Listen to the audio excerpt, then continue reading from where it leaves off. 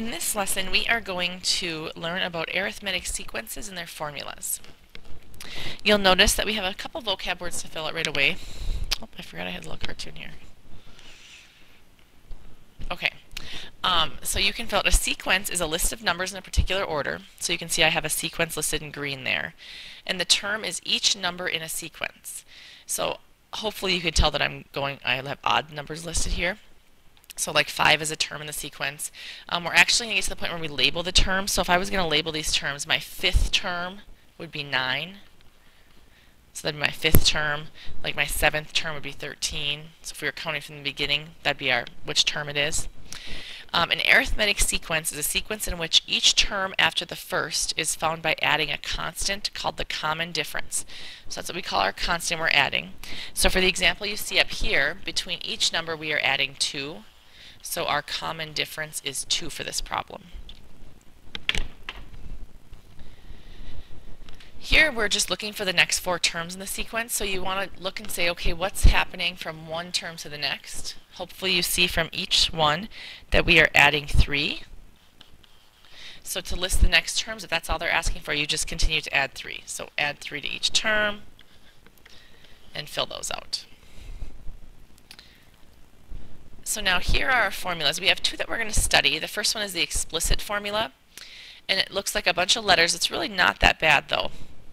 A1, you'll see right here, is the value of your first term. So for our example that I had before, let's just look at what we had up there. My A1 would be 1 in this case because that's the first term that's listed. AN, I should say, is the value of the nth term. So if we were looking for, let's say, the 4th term in this sequence, the value would be 7 because that is our 4th term. So if they talked about the 4th term, we would say the value of the 4th term is 7. Notice how I put a 4 in the n spot because n is my term number right here. So my A4 equals 7 means that the 4th term is the number 7. And then D is our constant difference, which in this case is adding 2. So our D for this problem would be 2. And then that's everything for the explicit formula. Then the recursive formula, A1 is our first term. And then that's saying when you go from one term to the next, what are you adding? And so A to the n minus 1, or AN minus 1 I should say, subscript, is the value of your previous term. So whatever my previous term is, I add 1. So my first term is 1. So 1 plus 2 is how I find my next term, which is 3. And then 3 plus 2 and 5 plus 2. And every time I'm adding 2 is what that's saying. So let's actually apply that. So hopefully that makes a little more sense. In number 2 it says write the first 5 terms. Well, they give you A1, so they're giving you your first term, which means it's negative 4. And then they give you your common difference as being negative 5. So from one term to the next, we are minusing 5. So I'm just going to go ahead and keep subtracting 5 to list all of those terms. And I know that because they gave me this, and then I knew where to start because they gave me A1. So from there I'd be able to make my sequence. In number 3, they're giving us a sequence and they want us to write the explicit formula. So here we need to find all these values. I can see from the beginning that my first term is 16/9, so that's my A1. We don't know AN, that's what we're actually looking for here, so we're going to leave that a variable. My N, my term number that we're looking for, also I don't know. So that's also going to stay a variable. They didn't say anything about finding a term number. That's actually going to come into play in letter B here. My common difference I have to look for what's happening from one fraction to the next here.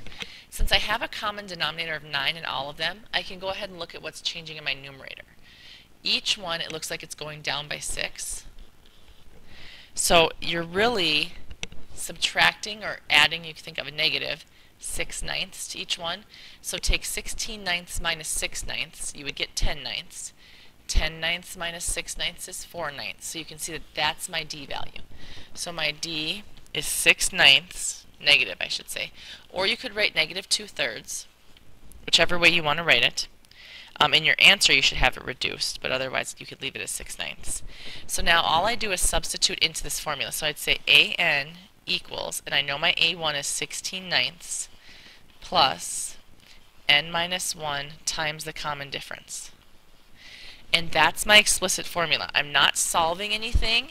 I'm setting this up. So now if they say, what's the 20th term of this problem, I can substitute 20 in for n, which is what they're saying in B.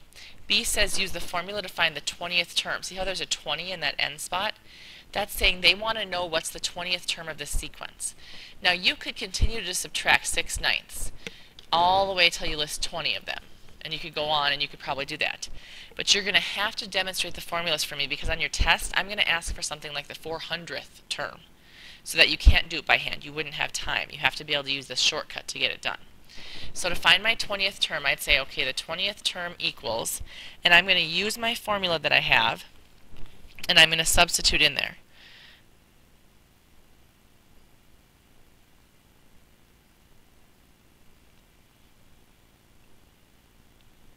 So I would say 16/9 plus, and I have 20 minus 1, and then times the negative 2/3.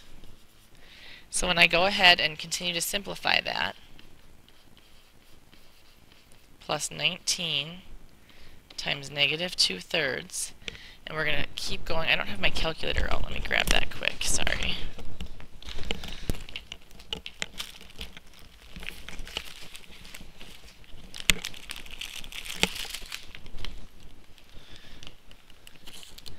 So I would take 19 times a negative 2/3, and then I go ahead and add 16/9 to that. And I got the 20th term to be negative 98/9.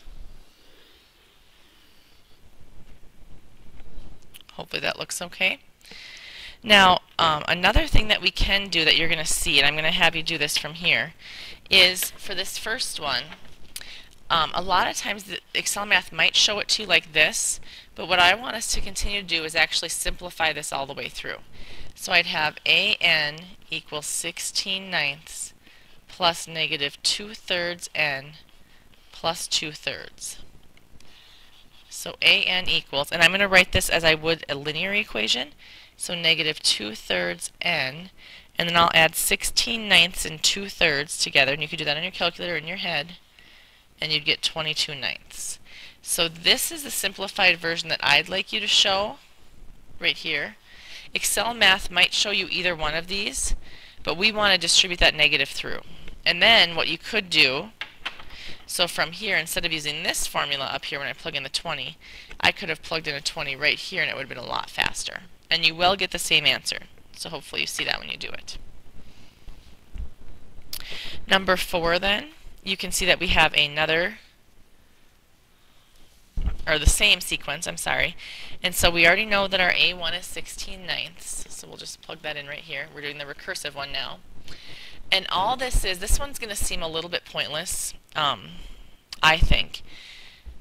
But it's one of the things that's part of our standards, and so we're learning the recursive formula, and this has been on the MCA. We have seen this, it's in our practice test. They do put recursive on there. And so it's really quite simple if you know the hang of it. All we would do here is we would say, to plug it into the formula, we'd say AN equals AN minus 1 plus, and then we put our D value in there, which we just found in the last problem, so negative 2/3. That's the recursive formula, and you can't do anything else with that. Now to use the formula to find the 6th term, that's a little bit different. So we would start with, okay, we're looking for the 6th term, and the 6th term is really the 5th term minus 2/3, or plus a negative 2/3, however you want to think of it. So to go all the way through that, we'd have to go down and say, okay, so now how can we find the 4th term, or the 5th term, the 4th term, the 3rd term? Well, we know right now that we have the 3rd term given to us. So I know that the 3rd term is 4/9. So to find the 4th term, I would take the 3rd term minus 2/3. Now I know in your head you would do this really simple, and you would just keep subtracting 2/3 till you get the 6th term. I get that. For recursive, you have to actually list it out for term value. So you're going to have to show this work to show recursive. So you're saying the 3rd term minus 2/3 is how you get the 4th term. So when I do that, I get the 4th term to be, if I want to subtract it, maybe instead of subtracting 2/3, I should subtract 6/9. So you'll see that you get negative 2/9 for that fourth term. And then if that's the fourth term, to find the fifth term, I would take the fourth term minus 2/3, which remember this is our fourth term. So to find my fifth term, I would get negative 2/9 minus 6/9, so I'd have negative 8/9. That's my fifth term. Now to find my sixth term, which is what we're looking for, remember, I take my fifth term minus 2/3 again. So again, this is the fifth term. And now my sixth term is going to be negative 8/9 minus 6/9, so negative 14/9. This can look really confusing because you have to show all your work for finding the different terms, but in the end, we're just looking for that sixth term. So if you wanted to list them all six out and double check your answer to make sure your work matches up with that, that would be fine. Number 5 says, now use this sequence that we've just been working with, and it says negative 140 over 9 is the blank term. So we don't know what term that is. That's what we're looking for. And so when we plug this in, we know that our formula from the front, which we used already, was an equals negative 2/3 n plus 22/9. And I'm getting this from my simplified version of 3a, if you're wondering where that's coming from. That's what when we put our explicit formula in simplified, that's what we got. So now they're actually telling us this is a term. We just don't know which n it is. So we don't know n. N is what we're looking for. But I know that this is the value of that term. So this would be considered my an. So negative 149 is the value of that term number, which is what an is. And then I'm going to plug this in, and I don't know n, so I'm going to leave it like this. We're looking for that term number. That's what they're asking us. So here, if I simplify this equation to solve for n, I would minus 22/9 from both sides. So I get negative 162/9 equals negative 2/3 n. So we'll divide by negative 2/3, and n equals 27. This should be a whole number because we're looking for a term number. So we've just found that the 27th term is negative 140 over 9. That's kind of working our equation backwards a little bit. Hopefully that's making sense to you. Make sure if it's not, you write yourself some questions. You can come ask me tomorrow. Our last one we're going to do then involves a word problem. So this is, it says write an equation for the cost to rent the Viper for n days. This is an actual diagram. You can see that right here I have it cited where that came from. The cost to rent a Dodge Viper. If I was going to just rent it, let's say I'm on vacation on the West Coast and I want to drive down Highway 101 in a Viper just because it'd be really cool to be by the ocean and have a Viper. Here's the cost it is to rent this vehicle. So day 1 is $799, and then it has day 2, day 3, and there is a pattern here. So before we do anything, it says write an equation for the cost to rent the Viper for n days. So we're going to write an equation for the nth term. Let me see here. No, that's still this question. So now as I go down here, I'm going to say, okay, my A1 is $799. What is this value that's going up every time? So how much am I adding every time here?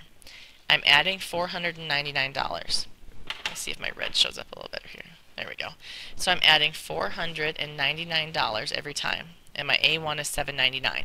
So to rent the Viper for 1 day is almost $800, and then every day after that is an additional $499. So to find my equation, I'd say AN equals, and I'm going to do A1 plus n minus 1 times the D, the $499. Now to complete this, remember, we now have to distribute this and get this equation simplified. So I'd have AN equals $799 plus $499n minus $499. So now this equation looks like a linear equation here, where I say 499n plus 300. If you're looking at this as a linear equation, remember that this would always be our slope right here. This is m, and this is our b. Our b is the cost. This is basically the cost just to get the Viper in your hands. They're charging you an extra $300 that first day just for renting that Viper. And then every day is $499 after that. So that $300 can kind of represent our initial cost. So this is actually my answer for that first question for 8. Then in number 9 it says the table below shows the price. How much would it cost to rent the Viper for 14 days? So I take my same equation that I just used, which is right here, and to rent that Viper for 2 weeks, if I have a 2-week vacation, let's say, I'm going to go ahead and substitute that 14 in here because that's my end value. And when I do that, I take $4.99 times 14, and then I add 300. In order for me to rent that Dodge Viper for 14 days, it would cost me $7,286. Now, some people might think that's worth it. I would rather buy a car with $7,000 that I get to keep forever than rent that for 2 weeks, but if that's your bucket list and that's your dream, maybe that's what you want to do. So it's a lot of money to rent that Viper for 14 days.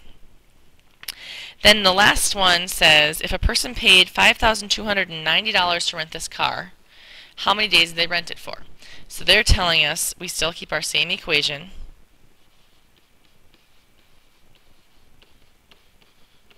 You know what I'm just realizing? I don't know if I put the 14 in here. Yeah, right here. This problem, sorry, our last one. I should have put the 14 in here because we were talking about 14 days. So it should have been A14. Our end value we knew was 14. And it's important that I put that there because then I'm saying 14 days cost this much. You can interpret it based on just that equation without having any other words. Okay, so now here they're saying they paid, so the person paid a total of $5,290 to rent that Viper. So here's an example of, I don't know how many days it is, so I don't know N, but this would be my AN. That'd be my value after that many days. So I'm going to plug in at 5290 here. Oh, I should have used my simplified version too, sorry. Let me go here. We'll do the 499 plus N plus 300. And then when I subtract 300 from both sides, I get 4990 equals 499N. So when you divide by 499, you would see that it is 10 days. They rented it for 10 days if they paid $5,290.